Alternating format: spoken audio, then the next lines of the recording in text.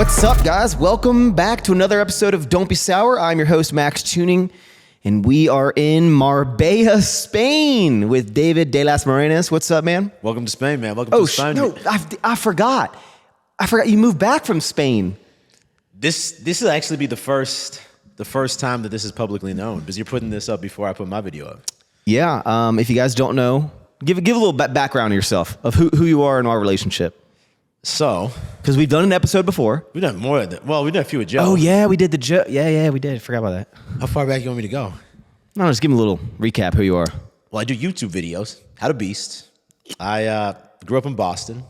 My father's Spanish, so that's why one of the reasons we were living in. Well, that's not really the reason we were living in Spain, but it ties into the storyline a little bit. Yeah. I started making videos after you. I feel like I'm an OG, but I'm not as OG as you. I started making videos like 2017. And little by little, a similar path to you. The YouTube was like just a creative passion that turned into a marketing machine for several different businesses. Yeah, okay. Yeah. And you're the red pill god, if you will. I mean, I didn't give myself that name, but you're Andrew Tate reincarnated, honestly.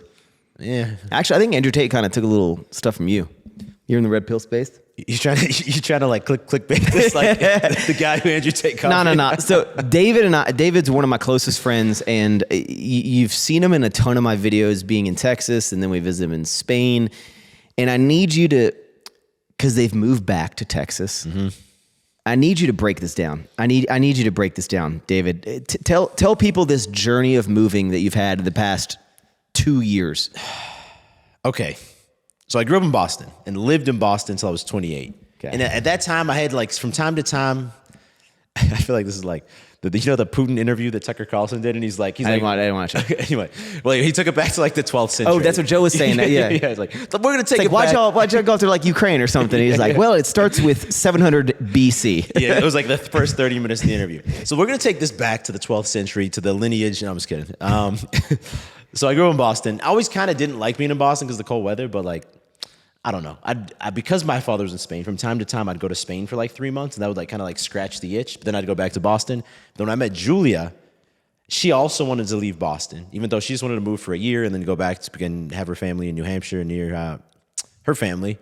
And I just wanted to get away from the Northeast. But anyway, we decided to go down to Austin because we visited Austin and San Diego. But at that time, she was trying to pursue therapy, and she had to do more schooling in California. So like, all right, let's go to Texas.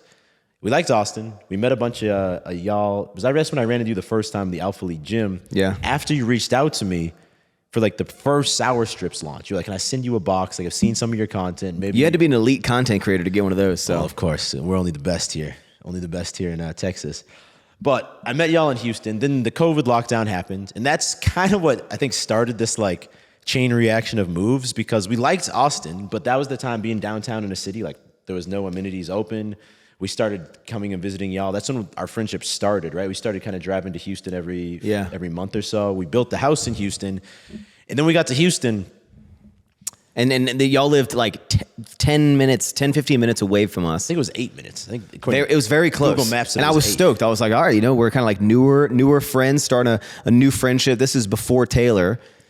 And then... No, it's before Taylor. You would come over to our house, or we'd go to your house. We'd watch movies probably 4 nights a week. Yeah.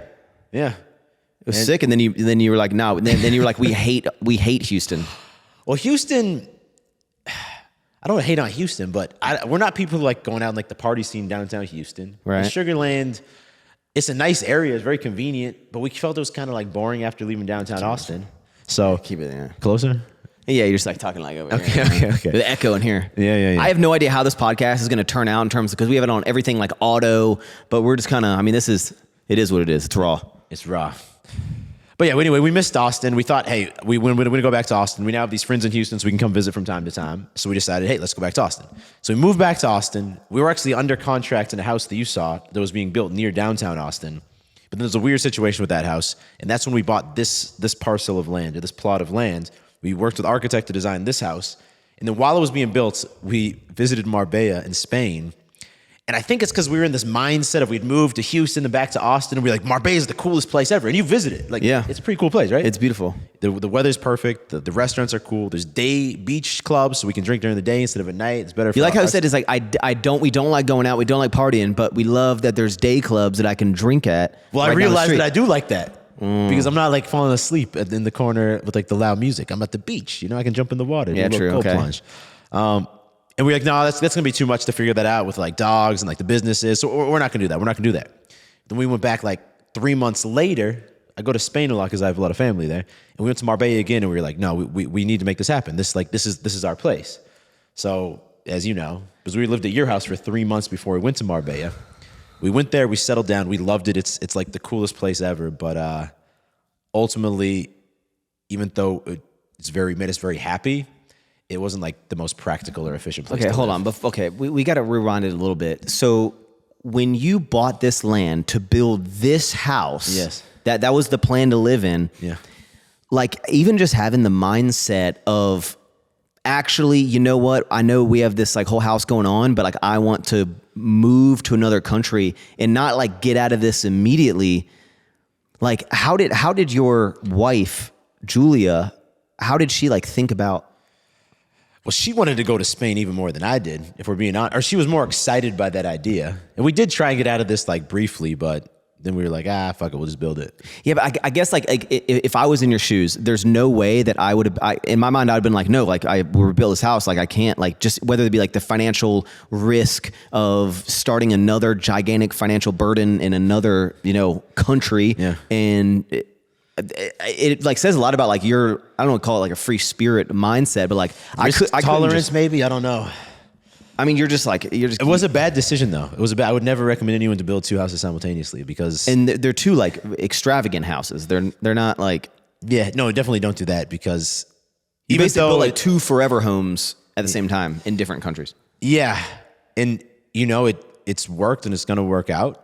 But I'd be lying if I said there wasn't like my stress levels or like my baseline like blood pressure. I feel like since I made the decision to go on both of them was just a little bit like elevated. Like I'd kind of like not think about it too much, but then from time to time, when you wake up in the middle of the night and you think about stuff you shouldn't think about. It's like, what if the other house doesn't sell and then we have both of these houses? So of course it was on my mind. Because so at some point, like while your Marbella house was almost completed, because keep in mind their Marbella house got finished a month ago. No, we moved in like 5 months ago, but still, yeah, basically. Okay, they just got hot water like a month ago. Yeah, basically. Yeah. It was still like in the final little details. So then this house goes in the market Like 6 months ago. 6 months ago. Ish. And did you think it was going to sell like immediately? I had the Texas housing market has not been good because it rised so much during COVID and quarantine. And then when the interest rates got jacked up, I think it just outpriced most people out of the market in Texas. So it slowed down a lot. And to get the price we wanted to get like some profit out of this, those buyers, I mean, maybe in the summertime interest rates come down a little bit and they'd come, but I think it's a blessing in disguise that this house didn't move because I think it's better for us, better for our like long-term future that we're here in Texas. Okay, so you're in this brand new Marbella villa for like 6 months. I'm pissed that you never got to visit that one. You would have liked that one. We'd have done some sick backflips. Oh, I never there. did. I only got to You see it walked under it. complete. I saw it like literally like a month before it got finished. You came in July, you finished in November. Oh my gosh, man! I never even got to see this damn house. It's like Christian when he had all these like he had like a McLaren and all these different Lamborghinis, and he never would even sell saw them it. before I'd even come to visit that time. Okay, so you're in the Marbella house. What was walk me through your brain of getting to the decision to go, hey Julia, I think you might want to say I got an idea. So part of it was this house not selling, but that was more just I guess what allowed the thought to like grow in my head. Like allowed. Yeah, but me why to- would that matter? Why would if the house didn't sell? this house? Yeah, but if that was part of the factor of you thinking to move back into it, you'd Okay, because the Marbella market's very hot. There's also many international buyers. So in the back of my head, I always kind of knew, hey, and that was in my head the entire time. Was like, hey, worst case scenario, the Texas house doesn't sell. In Marbella, this house will move because the market's so hot. So that allowed the idea to stay in my head. But then I started thinking, okay, rather than this like being in this anxious place of like, oh, maybe the markets will make the decision for me. Like, let's actually make this like a logical decision. Like, did we make the right decision coming here? Or if not, this is a good exit strategy right now versus if this house sold, then maybe we don't have such a good exit strategy. Yeah, but so what were the factors? Because you said there's a lot of like annoyances of living in Spain. Yeah. Not really about Spain, but more about like what you do for work, right? Well, some about Spain, but mainly more about work. What were all the reasons why you're like, we need to get out of Spain? Okay. So we love the life in Spain, right? Like I think we're happier there if this other stuff wasn't factors. Because But do you feel like, I feel like the Spain life is more like, and maybe it's like a different like way of life, because obviously people do live there full time and even start families and live their whole lives. But like in my mind, like when I go to Marbella, and maybe it's just because I'm like a dumb American, but like I'm like, this is like, that's like where you go to finish your life. That's like vacation.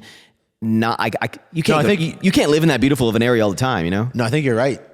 Well, I do think you're right. I think maybe that would be a crazy place to retire. I do. Yeah.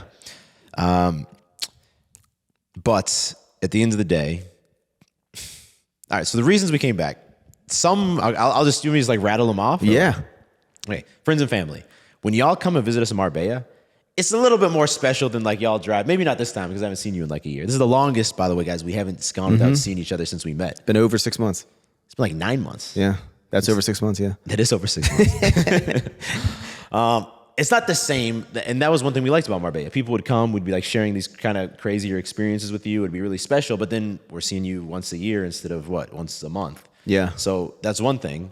We are trying to have kids now. And then like, that's going to make more frequent visits from family, especially more important. And that's going to be a little bit more difficult if we're in Spain.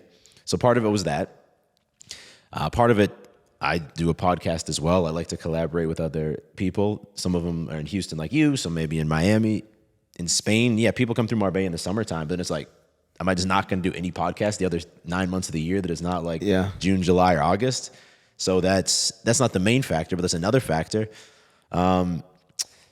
Convenience is one thing, because I know you're a guy, like you're Mr. Convenience. I'm Mr. America through and through. Convenience is my middle name. You could eat Chick-fil-A, Chipotle. Yeah, you could probably just eat one of those. You could probably pick Chick-fil-A or Chipotle or Torchy's. You could probably eat that every day. Yes. And you prefer to eat there than like, if like, oh, there's this new cool trendy spot. Or you can go to Torchy's. Yeah, don't want to go to a trendy spot. Yeah, no. And the convenience. At first though, when you get there, it's like, oh, it's wholesome. There's all these different environments. Like it's really cool. We really enjoyed it. But then after a year or year and a half or however long it was. Because y'all lived there while the house was getting built. Yes. Yeah, they had an apartment or lived in like well, you stayed at the apartment that we rented. The lack of convenience, it started to grind down on me a little bit, where I just want to get like something simple from like then there is Amazon and it delivers next day. So that in my mind I was like, well, but is it like, does it have everything that our Amazon has? Like just about. Can't get everything. Just about. Maybe not everything, but just about. Still, if you wanted to go like, I don't even just like the end of the day and me and Julie are like tired and hungry, we can order. Glovo is the name of the app. They don't have Uber Eats. It's called Glovo. But there's like 6 restaurants maybe that like deliver it to where DoorDash has 50,000 easy. Yeah, you can probably look it up right now. We could have something in the pod. We could have 18 things come here. But so the convenience factor a little bit starts to grind down on you. Or even if you're trying to do like, I'm trying to do something to the house. Anyone in Spain, as soon as it gets to Thursday, they're like, oh, we'll talk to you on Monday. I'm like, what? They still got Thursday, Friday, Saturday. Like, no. Like it's a slower pace of life. Yeah. Because our new candy manufacturer is over in Spain. Yeah. And when I visited the factory there, it's just they'd have to say like on the weekends, it's like going into the weekend, it's just a slower pace of work or life. I think they say that people don't live to work, they work to live. Or the other way around. They also call something. like the mañana culture. Mañana means tomorrow, but everything there when you're talking, even if I'm talking like with a lawyer about something that needs to be done, mañana, we'll take care of it tomorrow. And it's like, as an American, that's at first it was like, oh, that's good, it'll balance out our anxiety, but at the end I think it just intensified our anxiety a little bit. Yeah. And so, and then you also like all your businesses are digital, and you said that like what the time change, because it's 8 hours. So this is the deciding factor. These other things are like, some things are better about Spain, some things are better about the States. The deciding factors is 100% the time change, because everyone I work with is either in Texas or like California or Vegas. From Texas to Spain is 7 hours. From Pacific time to Spain is 9 hours. So I'd wake up, and at first, the first half of the day is actually great because I'm not getting like messages or emails, so I can kind of like dive in, no distractions, maybe even go jump in the ocean quick, get back to work. But then as I'm wrapping up my work at like 5, 6, 7, now everyone who has problems, like personal work that you can just do without anyone else. Yeah, YouTube videos, things like creating marketing content, making strategies for the next like clothing drop or whatever it is. I can do that and it's great. But now if there's things that I need to collaborate with other people on, we'll all start hitting you guys. Well, I'll say you guys, if I don't work with you with my businesses, but people in the States up, maybe it was like 4 p.m. Spain time. So it's like, oh, they're in the morning. But then by the time people are getting back to me, they're trying to schedule a call with me. I don't want to keep working after 7 p.m. I think me and you have similar work schedules. And it's like, well, okay, I got a quick call at 7 p.m. Oh, something else came up at 9 p.m. And before you know it, I'm eating dinner at like 11 p.m., 4 nights a week. Julia's like in bed, like, can you come to bed? And like, I still have to deal with this. And it's like, you could be living in the perfect place in the world, but if my schedule is complete shit, why did it even, like, what's it for? Yeah. And how much, not that everything's about money, but how much like efficiency in the businesses is being sacrificed over like months of that, because that's like a friction, right? It's like a constant friction. So like when you started with that time change, was it more like, this is kind of annoying, but like, all right, like, yeah, well, look how sick or like, look how much fun we're having kind of here. And then it's over time, you're like, man, it's really fucking annoying, man. Like, no. And then whenever there's like a big push for like a launch or something like that, it's like, okay, now there's 2 weeks where I'm sleeping like 3 hours a night because I have to be on calls till like 2, but then I basically have to get up at like 7 so I can still talk to people before they go to sleep in the States. And then it's just, this is just fucked. It's kind of like, it's like the life that I don't want to go back to. I mean, for the earlier stages of all, like when I was, hardcore grinding, which it's weird. I'm like busier than I've ever been, but not only do I have like a team, but I just have more of an understanding of how I get things done, where at like 7, I can like pretty much turn off, like, if there's a crisis, you got to get to it. But back in the day when I had to talk to all my Chinese suppliers for clothing, my, second job would start at, 9 p.m. because that's when I had to start. I'd work from like 9 to like 1 a.m. And now I'm like, I would never go back to doing that. But it was like necessary in the early part. And I feel like we already put in those grinding years, and we're trying to be like in our, not like wind down, but we're trying to like let our money work for us and be a little smarter and enjoy our time. We're getting older. I'm about to have a wife. You have a wife, and like working 24/7 is just not really like what we want to do. No, you're like, I think you have to go through the grind years if you want to have your own businesses. But now all these things that were problems, when you were going to move to Spain, like you knew these were going to be there. You thought you'd just be like fine with it? Well, if I'm thinking about it based on how I work and like the business partners I have or the agencies I work with, there could be a week where there's very few calls that have to happen. Yeah. There's not like every Thursday and Monday there's a call at this time. So I was like, well, structurally, there'll be some annoyances here and there, but it's not going to matter that much. And there's some months where maybe it didn't matter that much, but it's more like when things come up, and with business, like things are going to come up, and they're going to come up during the U.S. work hours, and they're not going to come up during the Spanish work hours. And then I don't really have I guess I kept facing these evenings where it's like, I don't have a choice. Like unless I want to sacrifice the business, like I just have to work. Yeah. Now. I mean, literally the whole world runs on 9 to 5 East Coast time. Well, that's the thing. The whole world. I actually work with a lot of people in Germany.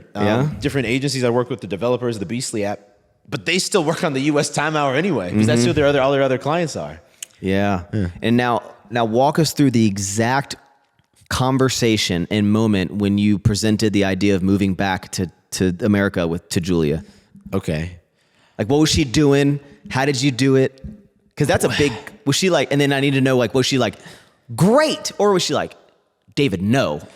Yeah. I mean, in the back of her head, I think she always knew it was a possibility just because of the house situation. I think she always knew, hey, there may be a chance we go back. So it wasn't like completely like I just like slapped her out of, this sounds wrong, but it was like I completely just rocked her world out of the blue. But it's funny because actually my cousin was visiting with his girlfriend, and we were eating lunch at this beautiful place in Spain, having a steak on the beach. And I feel like I'm talking a lot of trash on Spain. Marbella is the best place in the world. Yeah, but it's nice. I sat there. Maybe it was at the gym just before. Maybe this was, okay. So I was at the gym before, and while I was working out, the pre-workout, my brain's going. I was like, all right, let me just like write this down. And I wrote down 2 lists just on like the notepad app on the phone. One was like reasons to stay in Spain. And there was like, weather. We call that pros and cons. Yeah. Pros and cons list. Yeah. It's kind of a pros and cons list. All the nice things about Spain. The weather, the venues. It's great when people visit. Blah blah blah. Reasons to come back to Texas. Seeing friends and family more often, getting on a better like work schedule, the podcast, the convenience of things, the simplicity of like taxes, like everything just. And I sat there and I started thinking, okay, which of these are the more important things to me? And I was like, if I'm just being like purely logical now, it makes more sense to go back to the States. So I made that decision in my head. Like, not that it was like a ultimate decision, but like I think that's how it is. And we were walking back to the car. Wait, and from us filming this clip right now, when was that thought? Like a month ago? So they must have visited. Because when you told me you're moving back, well, I held it you were away like, from- "Oh, we're moving back in a week." Yeah, but I didn't tell you. I didn't want to tell Max until it was final. I didn't want you to get your. I didn't want to be like, we're moving back, and then be like 3 weeks later. Actually, yeah, we're not moving back. I would have felt terrible. That must have been. What month are we in right now? I'm jet lagged, bro. March. Yeah, I was gonna say November. We're talking about all these different time frames. I'm hammered. Sorry, guys. That must have been December Okay. or December. All right. So you're at the gym and you go to Julia? No. So at the gym, I write this down. It's in the back of my head. We go eat with my cousin and his girlfriend. They decide to go on like a walk for the beach. They're gonna Uber back to our place. So we get back in the car to drive back to our place. And before I turn the car on, I'm like, so I wrote down this list on my phone. The reasons that we stay in Marbella versus going back to Texas, and I think Texas is the right decision. And she didn't want to hear it. Not that she she listened, but she wanted to stay in Marbella. Really? She wanted to stay in Marbella. She said, David, this is home. We're so happy here. How many times have we said how much we love it here? We've talked about raising our kids here. I think this is a better place to raise the kids than the States. See, I would have thought she would have felt the opposite because her family's in America. Like, y'all didn't really know that many people moving there. You essentially moved to an area that you almost had to start over of relationships with like people, which is something that like I hold to a high regard. Like, I'll stay in an area and then I would only move until like everyone else left. I'd be like, okay, well, I guess now I'll move, but I couldn't move. I love hanging out with just Taylor, obviously, but I couldn't get you to move from Houston to Austin, and I wish I could. And there's a plot right next door. There is that's literally open. a plot like behind us. We could have the tunnel. We could have the underground tunnel. But yeah, okay. She understands that I'm the one who deals with all the pressure of the businesses and the finances. So it wasn't like, fuck you, I'm not moving back. It was like, I don't want to, this is really where I want to be, but I understand if that's what we have to do. That was kind of how the conversation went. And then there's a lot of logistics. But at that point, it went after, okay, what are the logistics of actually making this move happen? Because this move happened over the last 48 hours, but that was like weeks of preparation. I feel like once you tell your partner, I feel like that's like at that point, your mind's pretty much made up. Like your mind's like churning. Well, yeah, there's a lot of steps. All right, now let me figure out how I can make this happen. Yeah, there's a lot of steps to get it back. But yeah, that was the moment at which it was basically like the sails were set in this direction. And it's nice that you got to come back to the house that you started building before you moved to Spain. Well, yeah, we pulled this off at that point, we didn't pull off the market. Because I was still like, hey, if someone comes in with a great offer that makes us a bunch of money on that house, I don't know, maybe that changes my mind. Because maybe we still do this, but maybe we stay in Spain another year or two and then come back or something like that. But then you would have had kids and... No, of course. And that's things. why, like, a couple months after that, I was like, let's take the house off the market and let's put the Spain house in the market and make this happen. I just didn't want to like immediately pull the trigger after, because for us to get to Spain and to get the dogs there and to build the house there, that was a big process too. So I didn't want to just like immediately pull the plug on everything. It was like, am I going to make a really rash decision and then be like, why the hell did we move back? I wanted to like sit with it for a couple months and be like, no, this is right. Now, everyone has seen your journey of like moving all over the place, back and forth. Ready? Yeah. It's a little rap I got. From Boston to Austin to Houston to Austin to Houston to Marbella to Austin. That's the rap that didn't rhyme at all. At the end, yeah. It was better when it was just Boston and Austin and Houston. Now, do you have a number in your head collectively of how much money you think that you lost doing this back and forth from just the Marbella to here? I say 200,000. That's like that's shipping, a nice vacation you had. Yeah, I say shipping furniture, the loss of furniture that was purchased, legal fees, things of that nature. So how in your head you justified that? Like shipping the dogs back and forth. Yeah. I mean, maybe somewhere from 100 to 200. It's so many. I don't know. It depends. Yeah. That's a lot of money. Definitely more than 100. Probably a little less than 200. Now, do you think you're going to stay in Austin?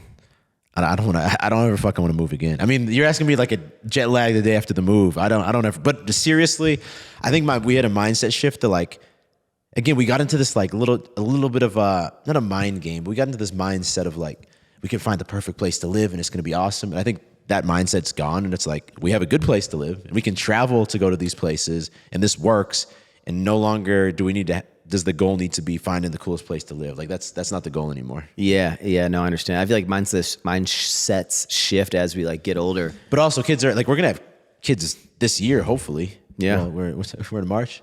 We'll see. Maybe next year. Maybe the beginning of next year. Yeah, you finally get to have sex. That's awesome, man.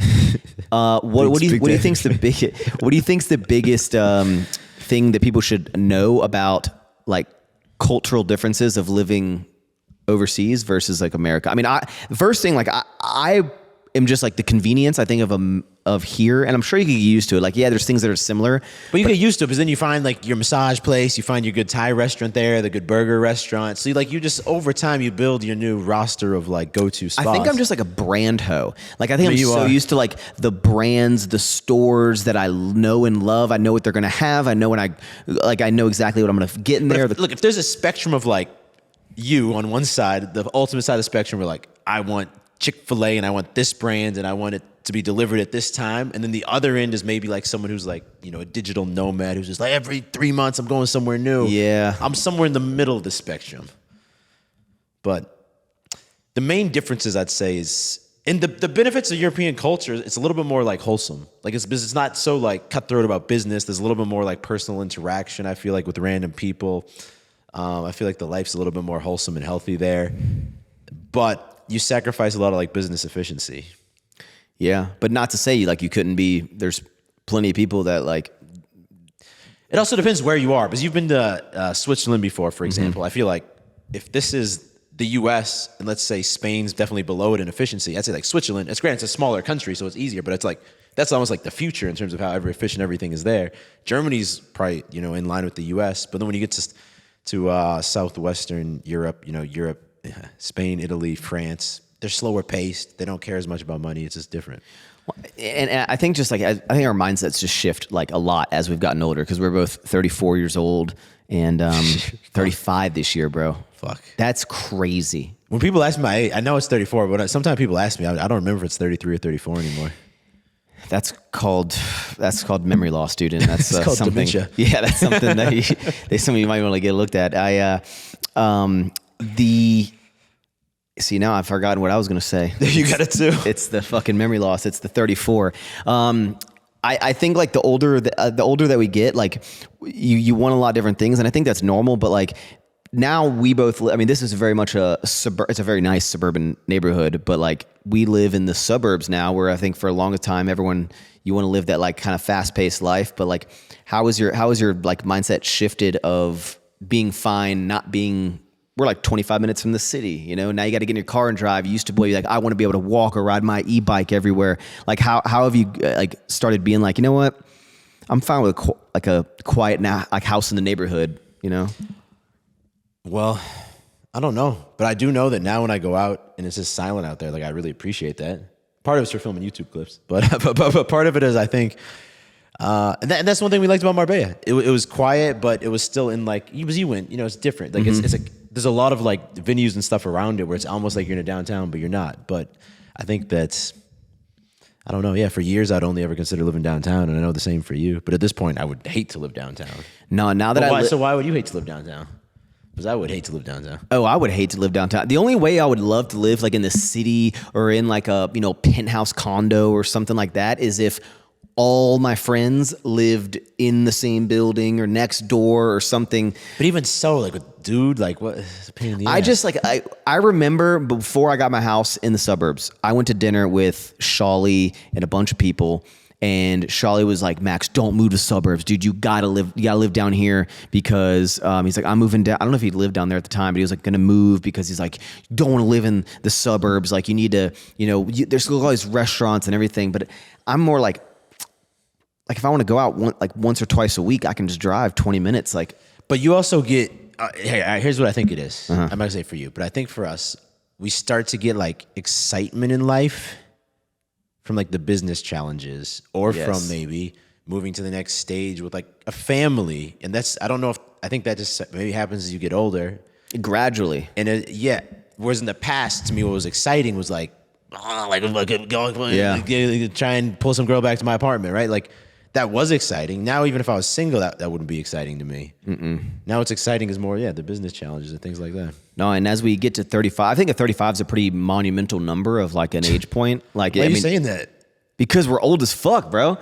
But I mean, look, I like to think of like all the like by the time I hit 30, when I turned 30, I was kind of like, oh shit, like I'm 30 years old. But then I took a step back to appreciate like everything that I've accomplished from, in the past 10 years of being in my 20s and how far like I've come from, I actually got a message on Instagram the other day from an old coworker. So for the first 3 years out of college, I worked at a corporate job, and there's like a couple of us that like became friends at the place we worked.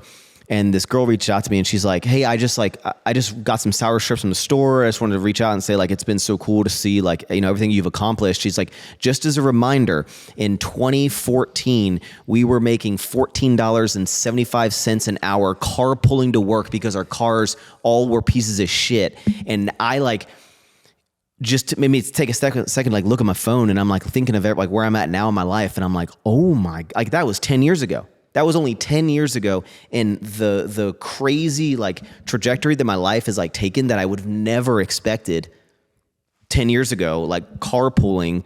And I think a lot of that's why like I'm always I try to be like, I don't know if it's like motivational is the word, but like I try to like really show people. That's why I love documenting my story, because it ain't gonna be YouTube for everyone, but it's like just trying something that you're passionate about and like sticking to it.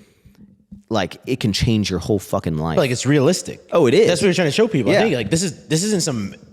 We're just two fucking bros. Like right. Like you say that, and I remember because Julia's family was visiting Barcelona. They're like, oh, we're gonna go to the Sagrada Familia. This is like the crazy church that not Dali. I don't know. Some crazy guy designed, right? And when they said that, I remembered because I went back there when I was in college with my cousins, and I literally. My cousins went to see it, and it was like 30 euros for an entry. And I was like, I'm not going to go see this. I'm going to go for a walk because I'm saving that fucking 30. You guys are dumb spending 30 euros on this. It's the same type of like realization. Oh, I think that's like when I always have like interesting time talking about like finances and like when I justify buying something nice for myself. Like even, I bought for the wedding that we just went to in the Caymans for Christian and Heidi.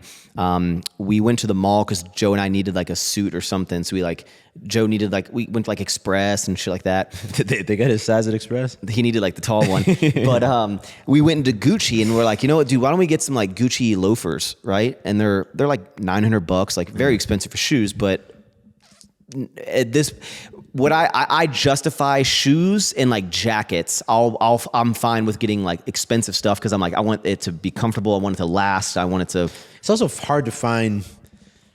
This is like when I guess when you have the disposable income, it's like it's hard to find cool shoes to like dress up with. I feel like the designer shoes they're nice. Yeah, they are like, nice. I got those whatever ones there.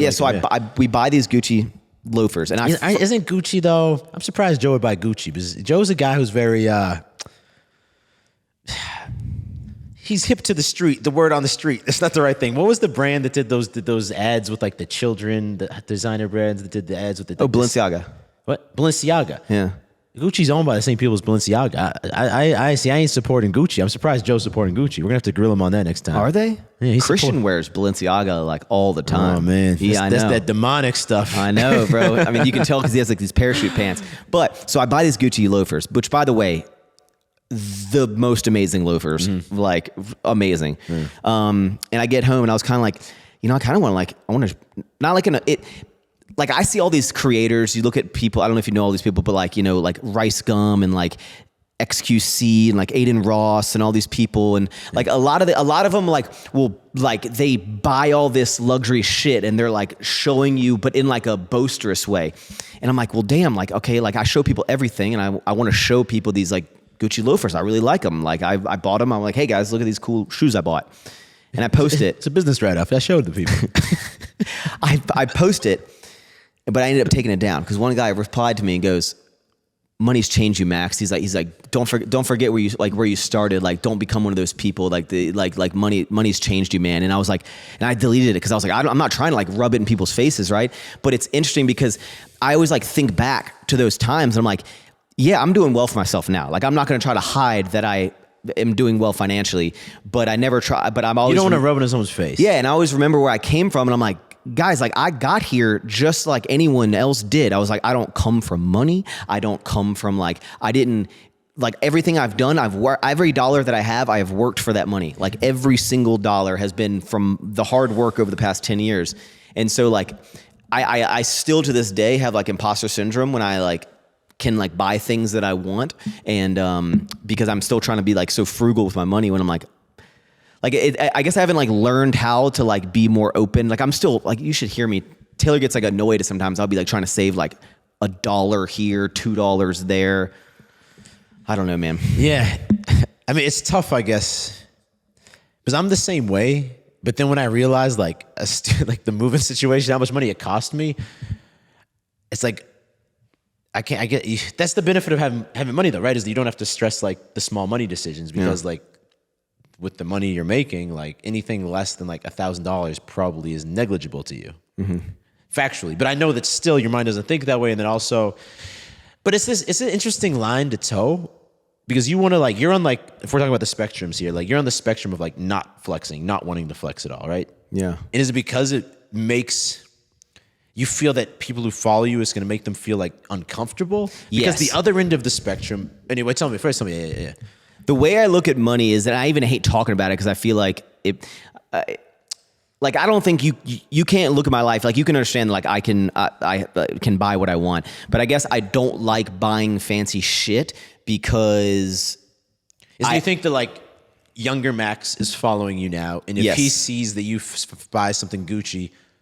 What are you afraid that he's going to think? I'm curious. I'm more like, I guess I get bothered because I think it's like comes off as a way of like, look at the shit that I can buy that maybe people watching me can't. So you're afraid they're going to take it. And I think similarly, but I'm trying to like fully process. So you're afraid that the younger watcher is going to watch, the younger follower is going to watch it and be like, turned off by your content, or he's gonna think like Max thinks he's better than me because he has this. Yeah, I guess I can just never understand because like I look at a lot of other people who like all they do is show the wealth that they have, and then like when I post anything that I bought that I'm like, you know, I can afford it, I want it, I like it, I'm gonna get it. I don't get stuff often. And when I do, I get like a comment saying like, money's changed you, Max. I'm like, oh fuck, has it? Okay, maybe I shouldn't. Maybe I should just.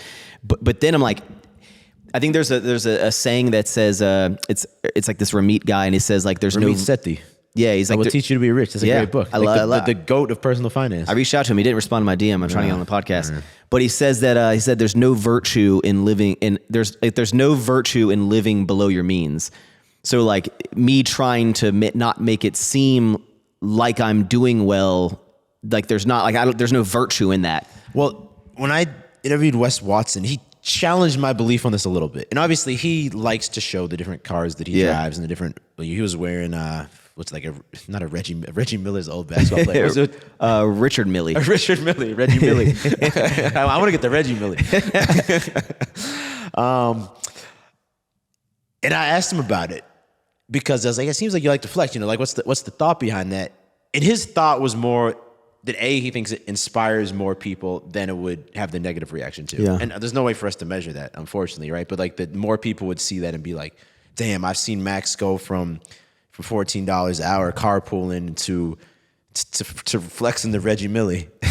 I think and they're like, maybe I can do that too. And his other thing was he thinks it's actually a healthy personal finance decision to make these bigger purchases because it's almost like you're betting on yourself. It's almost like, okay, I just bought the Reggie Millie, or I just bought the Rolls Royce, or whatever it is. Or let's make it even, like, I don't know, let's say earlier on your journey, I just, I don't know, bought the Audi A4, it was like $34,000, and that scared the shit. I had more. Yeah. I mean, it was very easy, like financially it made sense, but that was the first big purchase I made. It scared the shit out of me.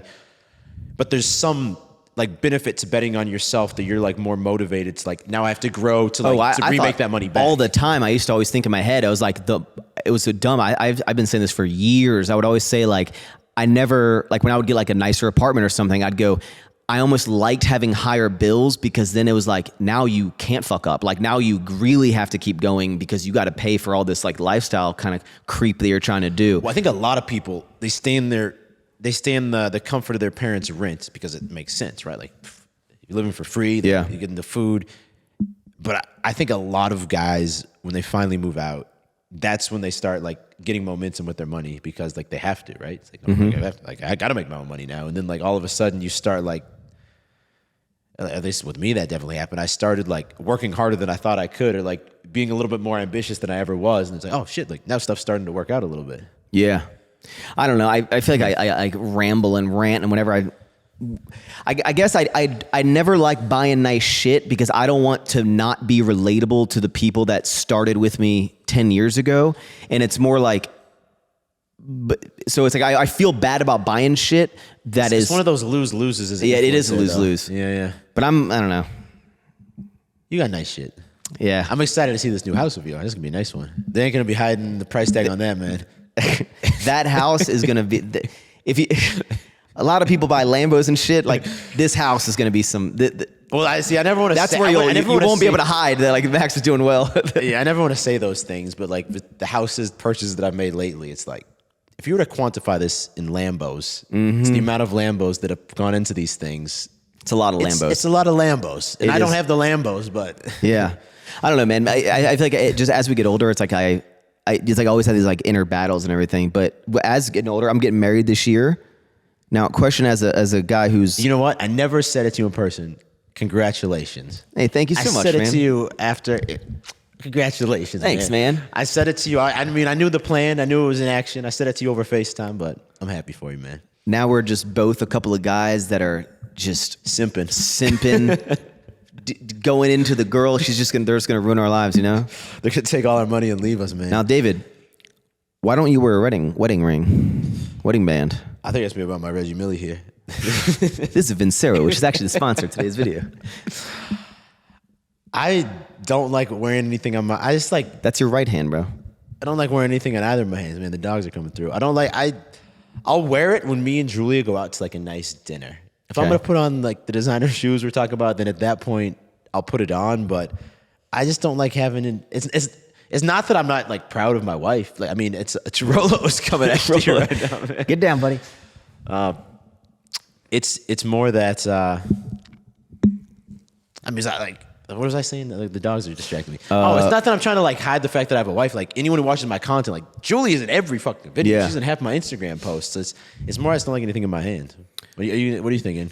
You gonna be wearing yours? I think I'm gonna wear it. Yeah. But you have to take it off when you lift, or it starts to warp. You can take it off and on every time you go to the gym. Well, the way that, because Taylor and I we always go to the gym together. We're 90+% of the time. And just like before we go, it's like we take it off and we store it, you know, whether it be like my office or something. Workout, yeah. Yeah. So I would like just like take it off, but I don't know. I think I've never worn a ring. I've never been a ring guy, but I think I'll be ready for it. Yeah. It's gonna be exciting times. Yeah. What do you, with our lives getting married, I'm thankful every single day of us having the type of girl that like, I'm just so thankful that like that I found a girl like Taylor, for example, and you meeting a girl like Julia, because I feel like the dating pool is rough out there. Yeah, well, no, it is. Why do you think it's like, I think it's harder than ever to like find, you know, a quote unquote it's good almost girl. impossible. If I was to ask you, hey, rattle off like the relationships of people you know that they're truly healthy relationships, and both people are truly better off because they're in it. You and Taylor are on a very short list of people I know. And I'm not trying to list like the good or the bad, but like it's really hard to find people who are like, that's clearly a healthy relationship. Why do you think that is? I mean, there's probably a lot of factors that go into it. Obviously, we're in an age where, like, with dating apps, that there's just like so many dating options at any point that I think people are just always like acutely aware of, like, oh, but I could just like there'd be another option that could work out for me. I think also with like feminism on one side and the other side, maybe a little bit more aggressive red pill things that like when you go on social media, there's a lot of things that like make the genders, like to pit the genders against each other, right? Oh yeah, the same way like it's politically men the versus left women and the right, yeah, all over the place. No, half the stuff on my feed, and I don't even watch a lot of that content, is like is men versus women. Yeah, you can just put that there. Okay. But I think that's part of it. I think the other part of it is A lot of people just get in their own way too, you know? Like a lot of people they do. get They're like their own worst enemy. self-sabotage. Yeah, exactly, yeah. What would you say to like, if guys are like, all right, like, how do I know? How do I know if I found like a good girl? Like, what are some key characteristics from your mind? Because there's I'll see a lot of people on social media will say that they'll get in a relationship. And I don't know if I'd say I'm a judge a book by its cover guy, but sometimes I can just look at individual types of people and I go, I don't know about that one. Just based on how they carry themselves on social, you know about the girls, things or guys even. I mean, you go either way, Yeah. you know, but like, you know, the things they say, the things they do, the things they post, the way that they carry themselves, like the comments they make. And I'm just like, how did we find these like unicorns, you'll say? Because, you know, a lot of times when I'm like, hey, you know, wait for the right one, wait for the one, wait for you find someone like you know, like how we kind of have these, I think, just amazing girls. And sometimes you got to rummage through a lot of not so good girls to get to that. But like, what are some key characteristics that you think are big green flags? Well, I've thought about this a lot because a lot of my content's about this, right? Yeah. Obviously, there's a baseline if you have to be like physically attracted to the other person, right? I feel like if that's not there, then you're not really going to be. You've got to be attracted. Yeah, you're not going to be happy. You have to. And if you can't attract girls that you find attractive, well, then there's some work that you got to put in to like get to that level, especially as a guy, right? Because Yeah. girls are a little bit more anchored in like by their looks. Guys, we really do have like the gift of, well, we can get fit, we can get our money up, we can get our style better, and then a guy who's like a 2 can be an 8. I really like this because I think it's actually true, and I don't know if this will rattle off a lot of some people, but it says men have to become women are. Yeah, because women are When valued. you think about it, you're like, you know, if you're an attractive girl, not saying like you're gonna have everything handed to you, but you like That's where they're valued for their looks. Right? Yeah. On average, as a guy, if we're just looking at a room of girls, like we're gonna pick the one that's the most attractive, even if it's maybe not the best decision for us. Girls like in a room of guys, obviously, if they're just like strictly visual, they're gonna pick it based on looks. But generally, women are gonna be attracted to the guy who's like the most successful or maybe the most important in a specific group of people, like most influential, like, and those are things that you can achieve. But the biggest green flag, I think, especially if you're a guy who's really trying to, because everyone has different goals, right? And some people just want to like, hey, I just want to work my career job and I want to have my wife and she works her career job. And then, you know, it's more of a 50-50 relationship. And whenever I say that shit, people think I'm saying it in like a condescending way. Like, oh, you want to have a 50-50 relationship. It's like, no, if that's what you want to have, that's literally fine. Yeah. But I think a lot of guys who watch our content, because we're like, you're the sour candy mogul, right? And I'm the modern Willy Wonka, dude. You're the modern Willy Wonka. Like, you've leveled up a lot. You've been ambitious. Obviously, I've done the same. And I imagine most guys who watch our content, that's kind of what they're striving for. So I think if you're a guy who does have your sights set high and you kind of are working on the way up, the biggest green flag is just finding a girl who takes an active interest, even if you're at the beginning of your journey. Because I met Julia when I was a piece of shit who wanted to be wannabe YouTuber, and she still took so much interest in it. She helped me film a lot of the early videos. Like, if you find a girl who's like going out of her way, and Taylor does the same thing with you. I know you met her further along your journey, but like, there's still gonna be a lot of girls you meet further along in your journey who, yeah, maybe they're nice to you and they value you for your success, but like, she actively is trying to find ways to contribute to Sour Strips or YouTube. She's down to do anything without a second thought. And I think it's rare to find those girls. So that's always, I think, my main advice for guys. If you find a girl and you notice she's going out of her way to like help you on your path, she actually takes an interest in what you're doing rather than maybe it's like, seems like a nuisance. Yeah. Like, I think that's the biggest green flag, because that shows that it's a girl who's down to grow with you. She's going to actually help you get to the next level, which is, I think you could probably agree. I mean, not that either of our girls got us where we are, but it's a major asset when you have a girl who's supporting you and you don't have the distraction of chasing What do they other say? girls. They say you want to make sure that your partner is an asset, not a liability. Yeah. You don't want to like be someone that like is like, you want them to like, whether you're a guy or girls, like the person you're with and you want to do the same for them, is like you want them to like lift you up and improve and make you a better person, better man, better woman. And like, you want to do the exact opposite. You don't want people that you're like always feel like you're just pulling teeth with to like do anything. They don't support what you do. They don't want to do these things with you. And I feel like a lot of times, like, I'll see people in relationships and I'm just like, we don't feel like you're fighting. Yeah. Like, I just want to go to like dinner tonight. She's like, oh, fuck you. I want to go to this place. It's like, what? Yeah. How do you, so I've gotten a lot of comments and I know Taylor has as well, but like, what's your perspective? Because you got with Julia when you were at the bottom of your career. I met Taylor when I was at the top of my career. Hopefully we still got a long way to go, right? Yeah. But hopefully not the tippy top. Yeah, not the tippy top. But whenever people would always like say of like, oh, you know, when a girl comes into your life when you're successful, it's only because you're successful, right? There's no other reason that girl is even remotely interested in you, because they wouldn't have if you weren't successful. And I always like to combat that with like, well, I think, yeah, the fact that I am successful and, you know, at doing really well, I'm sure that is a great turn on and attractive thing that, yeah, I probably wouldn't be in the position I'm at to even meet this girl if it wasn't for that. But how do you combat people who like maybe are like, because not everyone can find a girl who's going to ride with them the whole way like Julia did with you.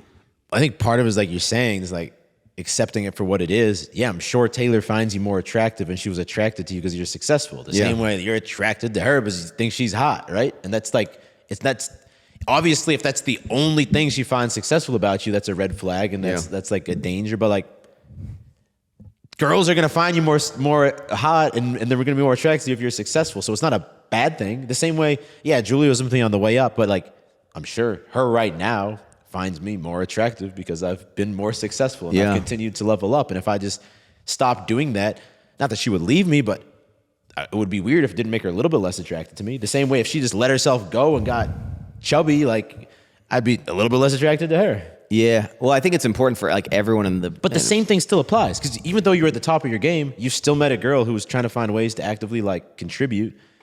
And I think if you're a guy at the top of your game, like that's still like the main green flag. I think a lot of times, like when I see these comments who maybe negatively talk about me and Taylor's relationship, and it's not a lot, like it's really not a lot, but like you can understand it. You know, it's like, oh, wow, another attractive girl that met a successful guy and they're happy. Nah. She's only with him for his money or for his clout or whatever. But I think a lot of times people are so like, they just think that, like, I think in their mind, because they can't, like, they haven't found like the person that is a good person and just happens to like come in at that point in their life when they are doing well for themselves.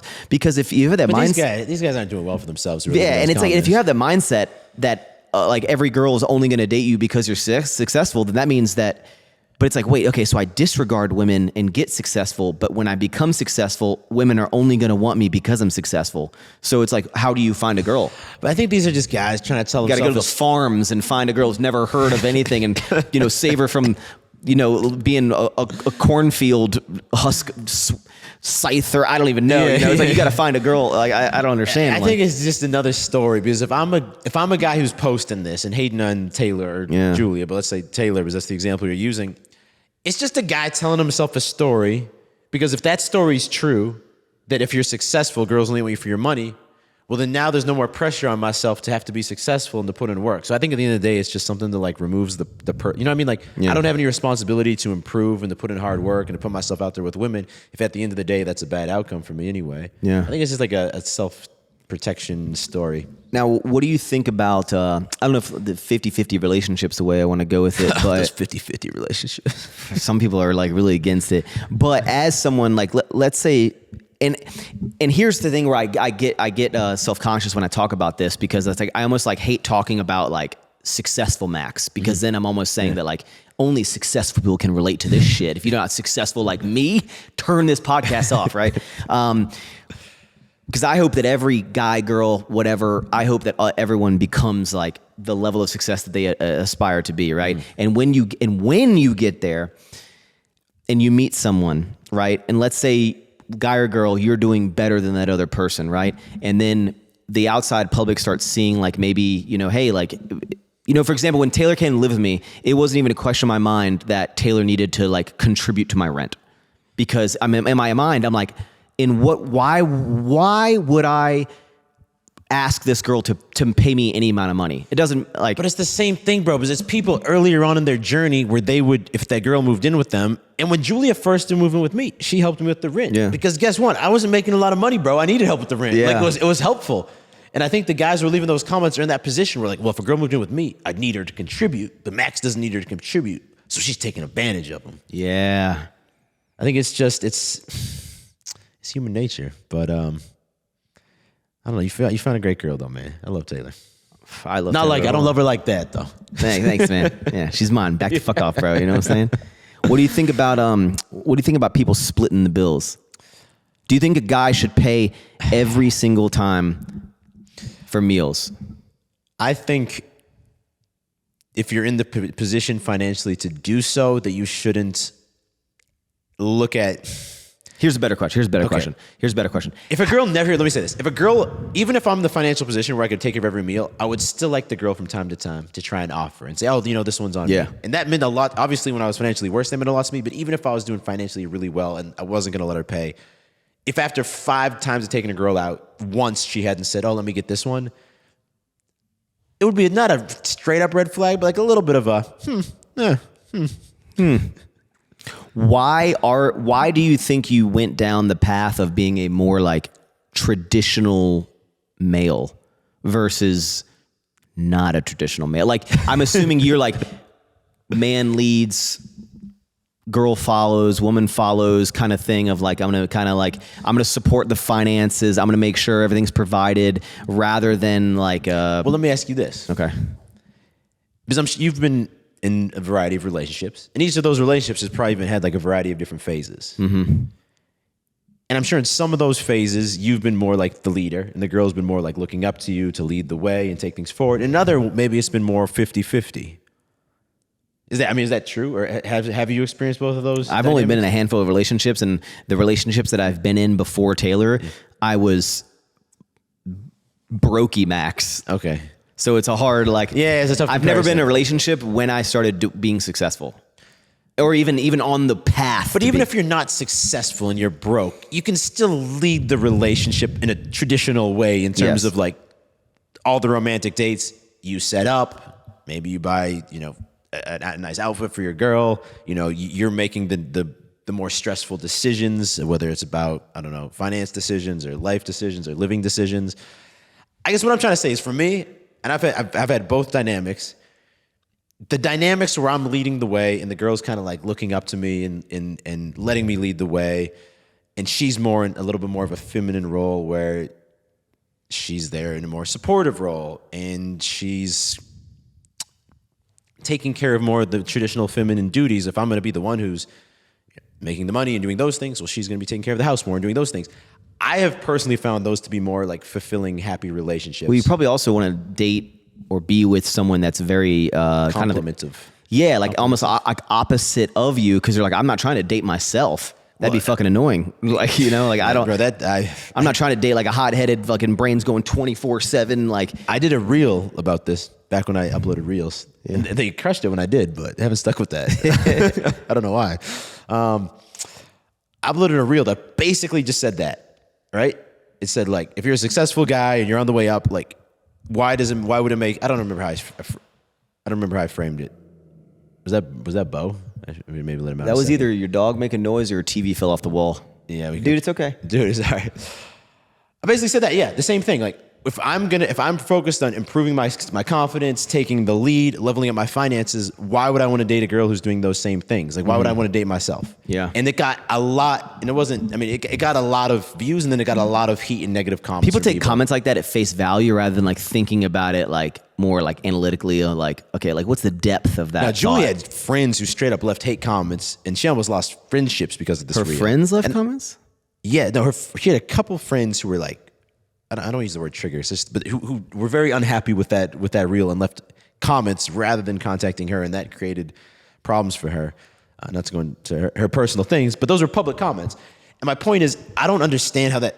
I've said things that are a lot more controversial than that, and it seems to be obvious, right? Yeah. Like, why? If we don't need, but I think that a lot of people just think that women should be making the money and they should be making decisions, and even if the man's making the money and decisions, the woman also should be doing it. It's like, but how does that play out on a day-to-day basis? Mm-hmm. Well, then who is doing the other things around the house, and who is taking care of the kids or whatever it is? Like, how does that make sense? Yeah, no, it's tricky. I definitely say that after being focusing on myself, grinding for 24/7 entrepreneur for a long time, like 7 years, and then now getting in a relationship, and now being in a relationship while running a business that is like the most stressful, most hectic my life has ever been, even though it may not perceive that because I don't, have to work till midnight anymore.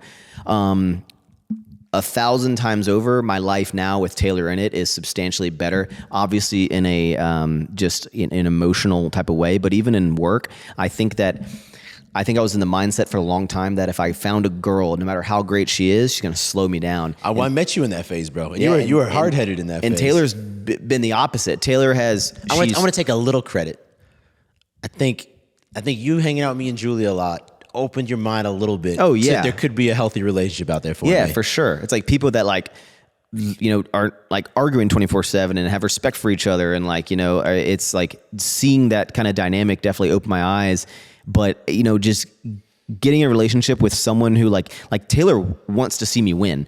Like Taylor wants to see like everything I'm doing. Like Taylor puts me like, even I think selfishly, like puts me of like, hey, let me help Max and what he's doing almost a baby above what she wants. And I feel so bad. And I always try to like lift everything up. And, but she's like, I think when you have that support system, that dynamic works really well. Oh, it does. And that's why, like, I mean, I wouldn't be where I'm at, from meeting Taylor. I think I'm substantially further along in my, successes that I've been trying to go after than if I would have been without her. It's funny because I saw a clip with Grant Cardone talking about, but Grant Cardone says the same thing about Elena. I think it's his wife's name. Yeah. Alex, who you interviewed, he says the same thing about Layla, is her name? Yeah. But it's funny when Grant Cardone was talking about it because he's like, I'm not saying that she financially, got me to where I am. But he was clearly like trying to like be careful for like a potential like divorce settlement. Oh, He's yeah. like, I'm not saying that like, financially we're better off, but I'm basically saying that we've done better. You say that she shouldn't get all these things. Well, in this clip right here, you clearly said you would have not been as successful. But he was like sitting back, like calmly saying, I definitely wouldn't have gotten where I. Well, to be clear, like I'm not saying that financially exactly that's how it would have added up or not, but yeah. On this same kind of like to wrap this little like segment up here. What's your comment to any guys who, because now you're married, I'm about to be married. What do you say to those who are fearful of marriage? Because you're someone been with since day one. I'm someone came in kind of top. I'm for marriage. Definitely my eyes opened up a lot more when I met the right girl. Well, I understand when guys say that like marriage is something for women. Legally, it protects them more. Like there's not that much benefit of it for men. I'm someone who is religious, so that does play a little bit into my belief of it. Yeah.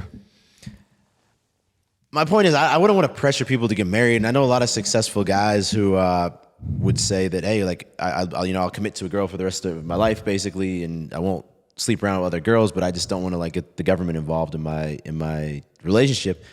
And I get that. It's kind of a hard thing to argue against. No, marriage isn't like, it's not a rational decision, I don't think. Yeah, no, I completely get it. But what I've always said is like, so why are you open to it then? What's the reason for you? I think I think going to a couple weddings and seeing people who are like truly in love, and I feel like I can like tell. I can just tell when I can see two people that are like good for each other. And when you find that and you're in a healthy relationship, like I want to do everything that I can to strengthen that. And, and especially Taylor coming from very traditional past of, wife, husband, kids, I see why Taylor is religious, and Taylor views marriage a lot from the religious perspective of like two becoming one, uniting. So it's like I understand her point of view, because while I do get like, could two people be together forever, be monogamous, and live all happy life without getting the government involved? Absolutely. But I've always said that I think the chances of you finding the type of girl that you really, really, really want to be with, and has those traditional values, but is fine with that happening and not being, and just being a girlfriend or a partner forever, not being a wife or having to like say they're a wife but not actually married, like the chances of you finding that girl who's down for that, low. Yeah, no, that's a good point. And there's gonna be people that prove me wrong, but like, no, that's a good point. Now, I'm sure there's exceptions to the rule, but I think you're right. And I think if you do want a girl who's going to go into that more traditional role, but we're not going to get married. Yeah, I mean, I don't, I mean, That's the same thing I hear about when people are like, oh, like the multiple girls types of thing, multiple wives or multiple girls. I still don't know a situation of that, like, really working well. Even the anecdotal stories of guys I know who've done it, the girl's always pissed off. I was like, that's my main girl, this, but like, she's always pissed. She's always jealous and pissed off. And so if the guy can have multiple girls, but the guy's like, but you can't, you can't go sleep with other dudes. It's not an open relationship. It's just it's like a one-sided thing, I'm assuming, right? Yeah, I mean, I think if you're a guy who has enough. None of these alpha males are down, like they want to have the multiple wives, but none of them are like, oh yeah, they can go bang a bunch of other dudes. Hell no. No. And I mean, I've been, not that it's something I want, but I've heard arguments for it, and there are some strong arguments for it, like from a biological perspective. But I think when it plays out with actual humans who have actual emotions and feelings, it can be done, but it is 100% gonna hurt the connection and the trust between you and your primary girl, right? Like if you're a high enough value guy, and I hate using those like words, but if you're a high enough value guy, you can probably find girls who will be that main girl and will forgive you from time to time for hooking up with other girls. And it can probably work out, but it's 100% going to hurt the intimacy between you and her still. Yeah, man, different strokes for different folks. I'm not saying like the way that I can, if it's one man, one woman is the only way to go. Whether it's whoever like whatever gender you want to date, whatever you want to get with. If you want to have multiple partners, like if it works out, you're not hurting other people, and both people are into it. It's like for me, it's like, look, bro, I slept with a lot of girls. You slept with a lot of girls. I understand what that's about. I found someone who compliments me well. You found someone who compliments you well. The sex is still good after 7 years. Is it as crazy if I was bringing a random girl home every weekend? I don't know. Sometimes that sex sucks though when you're just bringing random girls back. But there also is like, it's a small sacrifice for me to make for all the benefits that I get from the relationship, and it doesn't feel like I'm literally, I see a hot girl at the gym with a big ass. I'm like, that's a nice ass. I'm like, I'm a little bit, bro, this is a nice ass. That'd probably be fun to hook up with that girl, but it's not like it's in, then it's out. I get too much. We had too much other shit we're worried about, man. I don't need to be chasing girls. I've done that before. So have you. I think if someone who's been single for a long time and done single things, done those single things. I can honestly say, and it sounds like jokey saying it, but like, those like lines where it says like one good girl's worth 100 hoes or something like that. Is that a Drake line? Something.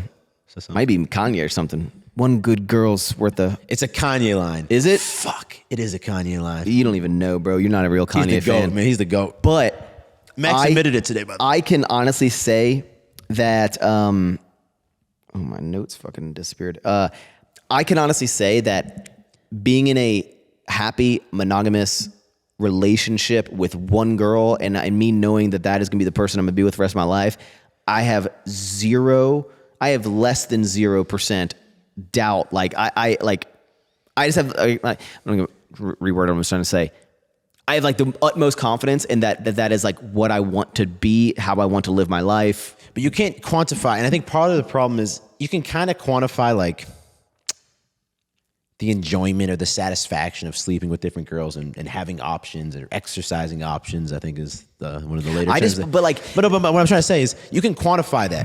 It's exciting. It seems fun. It's a little bit harder to quantify and to explain the fulfillment or wholesomeness that comes with sharing life experiences with someone else over a long period of time, and how much those vacations or those really shitty times, those hard times or the wins, how much more that means with someone by your side who like you guys are riding or dying together. And not that we're trying to do sounds like an advertisement for monogamy here.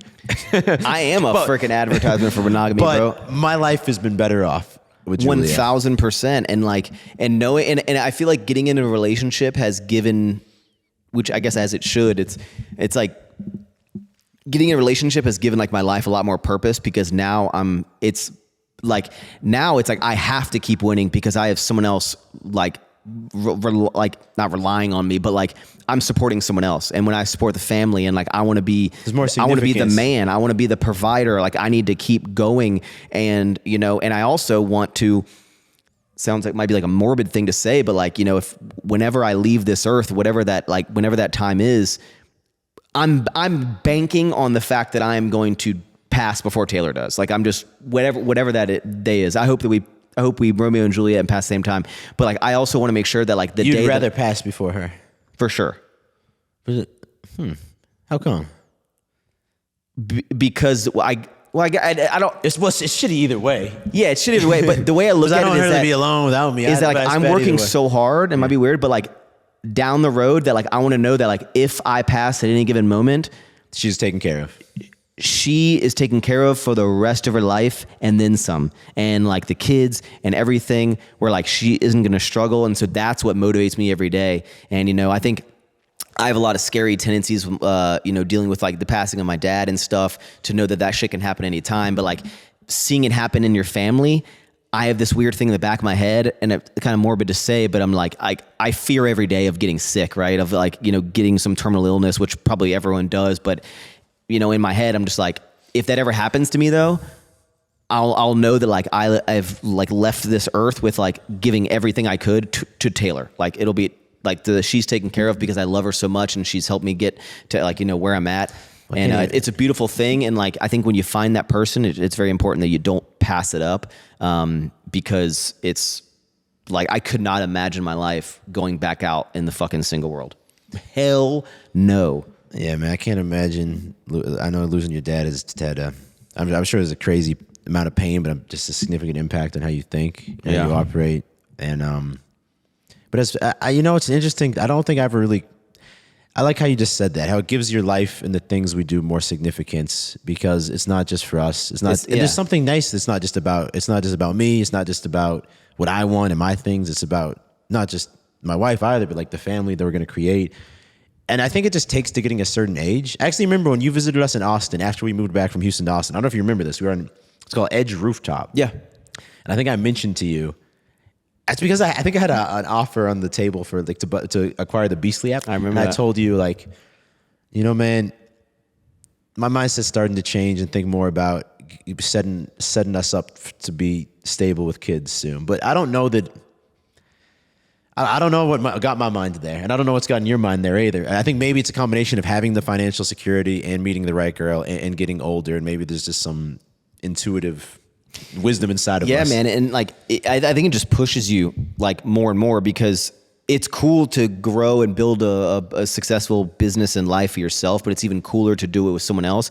And that's why whenever I see, you know, comments about like, whether it be a holiday or something, I get Taylor a gift or anything like that, or I take on like on a trip and someone's like, will make some negative comment that, she's with me for the X or Y reason. I want to be like, I want to put it out in the world. Be like, it's like, I want the person that I'm with to feel like they hit the fucking jackpot, like in a positive way, right? Like I want to spoil my person. I want to make them live the fucking coolest life ever, because you know why? Because we're together. Like you get to go on this journey with me together. And like, I wouldn't do all this shit if it was just by myself. I wouldn't want to do all this stuff. And now that I have someone, like, let's live a cool life and let's do that.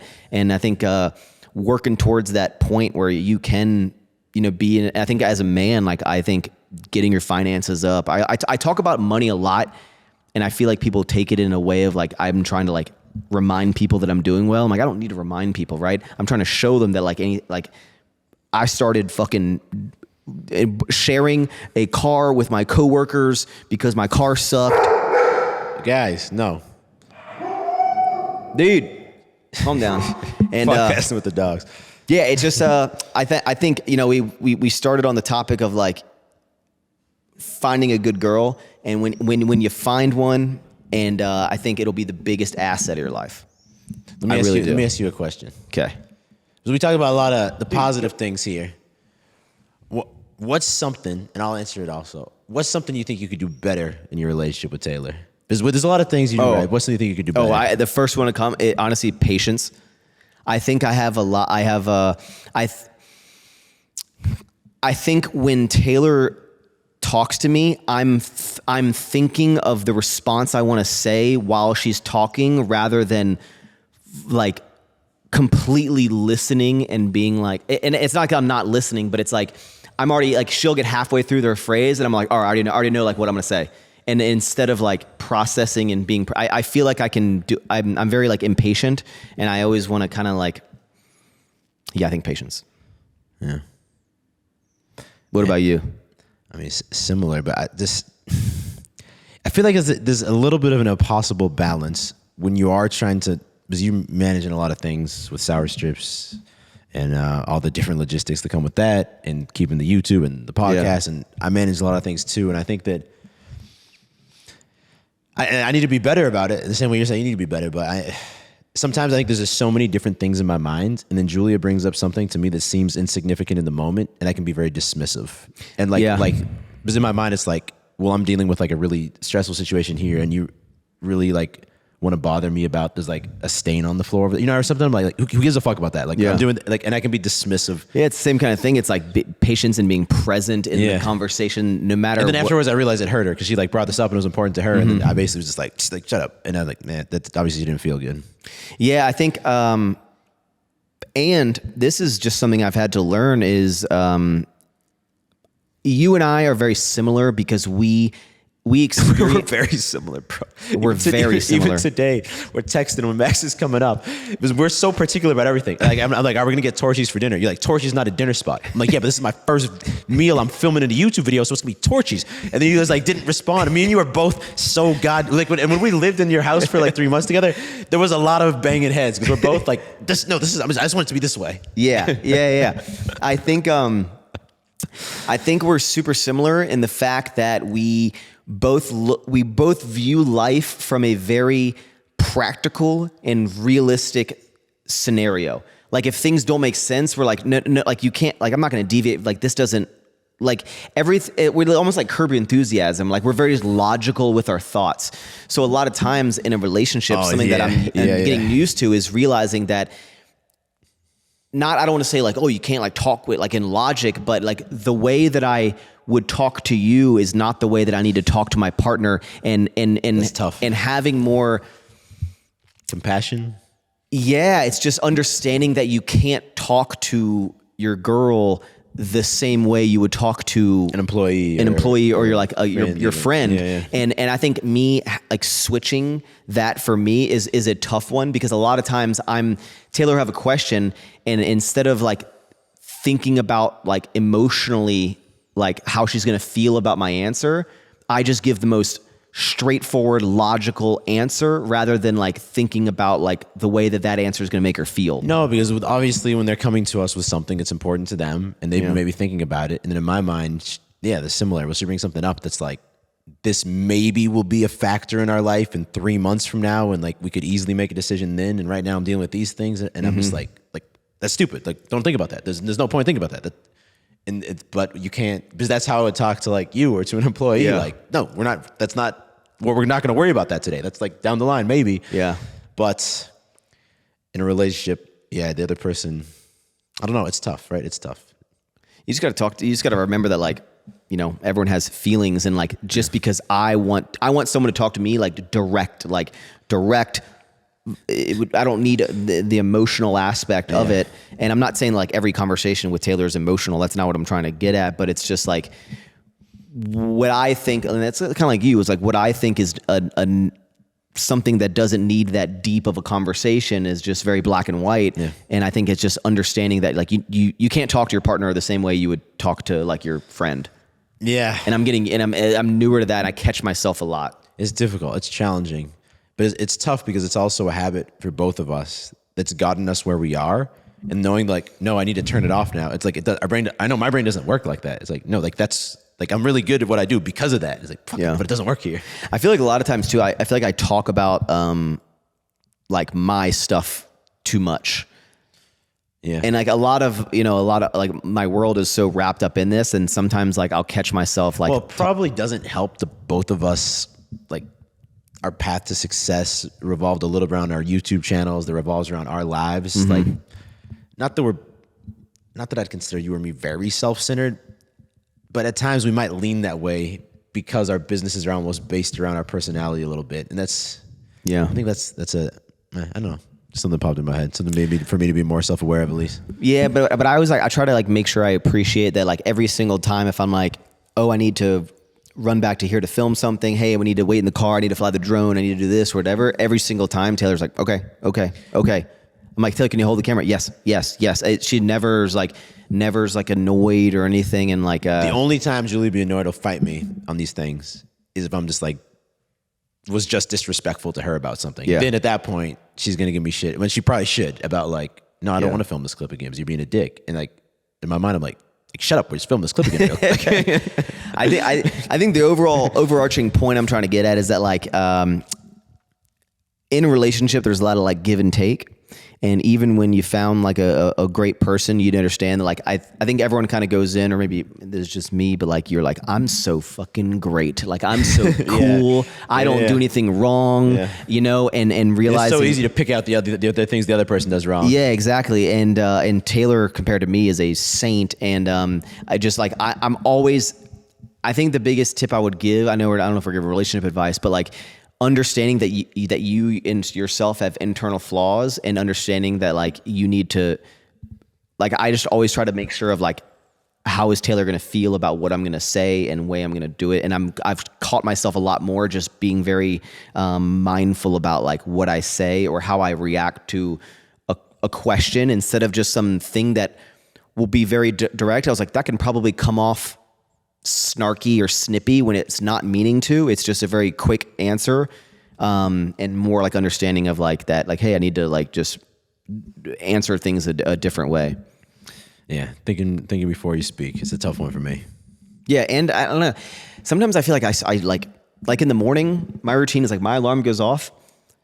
I lean over, I give Taylor a kiss, I hop up, I get in the shower, I put my clothes on. I'm like, I'm ready to start my day like right now. And a lot of times, and Taylor's kind of still like kind of laying in bed for you know, not long, but like a little bit. And I'm more like, I wonder if she feels like I'm trying to like, because I'm like, oh, I want to get to the office. Yeah. And I wonder if I'm like, does it ever? In my head, I'm like, does that feel like I'm trying to like get away from her as soon as possible, as soon as the day starts? Because that's not it. I'm just so like, I'm ready to start. I'm ready to keep chipping away at this like life I'm trying to create for us. Yeah. Because in my mind, I'm like, hey, this vision we have for ourselves 5 years in the future, I need to like bust my ass right now to get us to that. So like I can chill when we have kids and like, or like wind down a little bit. But I know that Julia's fear and Taylor's fear probably also is like, it's not gonna stop. You say that, but you're not gonna be able to slow down when we have kids. Like you're too like addicted to the thrill of this business game. I know that, because Julia tells me that you're too, maybe not addicted. She wouldn't put it in those words, but like, are you really going to be able to slow down? I know you say you'll be able to slow down when you have kids, but I feel like you're not going to be able to help yourself, but like because I feel like the business game is you like bite off more than you can chew, right? Mm-hmm. And then you kind of like manage it or hire employees to manage it, figure out systems. And then it's time again to like bite off more than you can chew. And it's like a stressful life. And I know it's well, I always thought for like the longest time that like, when I got to this dollar amount in my bank, or like when I got to this revenue amount in my companies, that I could be like, oh my God, I can retire. I can sit back and do fucking nothing. You could. And every single time I hit like this like goal that I'm trying to achieve for myself or the company, I go, all right. It's like the Elon thing. It's like, okay, but he got awarded like the wealthiest man in the world, and his response was, nice, back to work. It's kind of like that. But it's tough because that's the habit that gets you here, right? Is not like. Yeah, but I can tell myself like I don't work the same that I did. I just work differently. I feel like I'm gonna move differently, and I think the goal is that like every week, month, year, you're setting up systems that help automate and streamline your business, that you can literally just focus on the most top level things, and you have the right people over time that are in your business helping systems, automations, that your business can be a well-oiled machine. That, not saying you don't need to do anything and it's just this passive income where you can work 30 minutes a day, but systems are in place that you don't need to be personally involved, if responsible. Yeah. Well, maybe we're still responsible. No, I agree with you. And yours is more, because I know Sour Strips is an empire already. For me, it's more like my, Edge or Gaines Club or the Beastly app, but it's a similar thing, I guess. Yeah, where each of them I try and find the right partner or the right set of employees or agency who can manage the day to day, and I can still be involved. Well, it's like before meeting Taylor, I would just work all the time because I'm like, what else am I going to do, right? And now I am able to watch a movie or a show every single night with Taylor, and I can turn off at 7. But Can I bring this full circle for a second? Yeah. That's why we moved back to Texas, because I had to sacrifice hanging out with Julie every single night. I'm sure that sucks. And at 34, you don't want to do that. Like, you're trying to do the opposite. We had achieved that nice balance, and we got to Spain, and I had to sacrifice. Because I'm not gonna, technically I could have like woken up and like hung out there in the morning and watched the show, but like, nah, that's not how it works. no, that's weird, right? You don't watch movies in the morning. No, I'm saying, or like we could have gone for like a long beach walk in the morning or something, but like, I'm gonna get up and I'm gonna work. Yeah. But then at the end of the day, they got robbed from me, and then like I said, kind of full circle, like, and that's kind of why we moved back to Texas, to get that bag. But and I like to associate this with just Taylor, my mindset shifting and getting the right systems in place. I'm working less hours a day than I did 4 years ago, but success-wise, I am substantially higher than I've ever been, and it's because I have the right people, the right systems, and it takes time. Like, I didn't plan for it to go this way. No. It just, over time, you start getting people and, getting help and doing it. And then again, even having, Taylor in my corner of a support system, like, you can't even put a value on that. You can't, having someone like, it's a soundboard constantly, right? When it was like, can I just talk to, like, I know for me, Julia, like, her biggest value to the business is she's a soundboard 24/7 where, hey, can I just like talk this out to you? And when I talk something out to her, then a lot of times it becomes clear.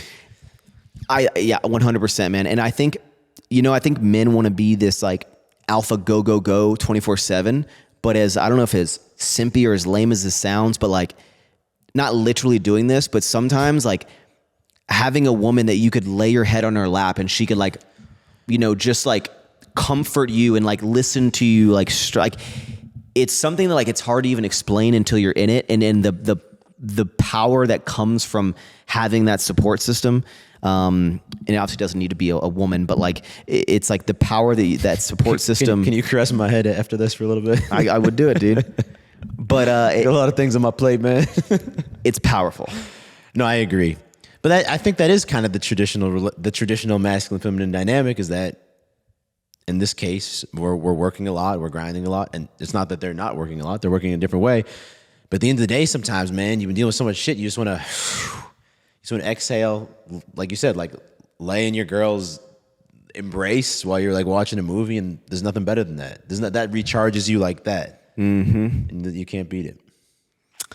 It's a beautiful thing, man. And then right around the corner, we're gonna have little kids running around. Yeah, I think that'll be. You got to get married first. I hope. That's true. I think we will have some kids coming around soon. I'm so excited for this point in our life because everyone around me. I have a feeling that right when Taylor and I have kids, that like all the people that I love and care about the most are also, whether it be very shortly before us or very shortly after us or literally the same second in time, are going to be like having kids, and it'll be nice. You'll be Uncle Max. I'll be Uncle David. I'll be Uncle Max to a lot of people. You're gonna be Uncle David to a lot of people. And no, it'll be great having, and there's another nice thing about being in Texas is, we have like, we're on the same timeline, and that's hard to find, and that's really hard to find another couple that's on the same timeline as you, and you can, and all 4 people get along. Because a lot of stuff from time to time, you meet like another couple where like the girl likes the guy, but you're like, I don't want to fucking hang out with this dude. Like, oh yeah, 1,000%, 1,000%. Like, oh, and it's like, and then usually that'll happen with Julie, right? And then like we'll hang out once, like, I don't want to hang out with this dude, and then like she stops hanging out with her as well. It's like we got Max and Taylor at least. I was I think I was doing a podcast with Joe and Taylor actually, but here's a kind of a question. I know we're getting a little long on the podcast and we're running on batteries here, so they're probably. Oh, that one's blinking. Oh, I think we got to wrap this up. All right. Taylor and Julia did drive by a few minutes ago. Oh, did they? They're holding off for us, though. Oh, shit. I think we can wrap it up on this camera, though. Yeah, you're right. All right, real quick. As you've gotten more successful in life, how do you make sure that the kids you raise how do you make sure that you give them everything, but don't spoil them? I mean, I'm not a father yet. I'll tell you my hypothesis. Okay. My plan. Obviously, not just financially, but emotionally, physically, you always want to be able to protect them and save them from the worst case scenario, right? Like, you don't want them to ever be homeless on the street, like shooting up, or, I don't know, like going down some dark path. And that's not going to happen because we're both to set ourselves up nicely, I think, barring any catastrophes.